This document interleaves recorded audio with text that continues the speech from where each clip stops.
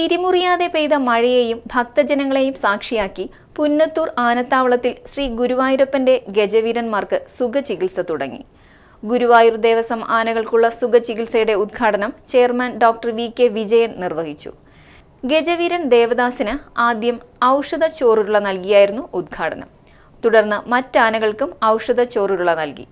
ദേവസ്വം ഭരണസമിതി അംഗങ്ങളായ K P. Viswanathan, V G. Raveendran, administrator K P. Vinayan, ജീവധനം D A. K S. Mayadevi, manager Beena, ജീവധനം വിദഗ്ധ സമിതി അംഗങ്ങളായ doctor P B. Giridas, doctor T S. Rajeev, doctor M N. Devan Namboothiri, doctor K. Vivek, Devaswom veterinary surgeon doctor Charujith Narayanan, നഗരസഭ വാർഡ് കൗൺസിലറും ക്ഷേമകാര്യ സ്ഥിരം സമിതി അധ്യക്ഷയുമായ ശൈലജ സുധൻ, മാധ്യമപ്രവർത്തകർ എന്നിവർ ചടങ്ങിൽ സന്നിഹിതരായി.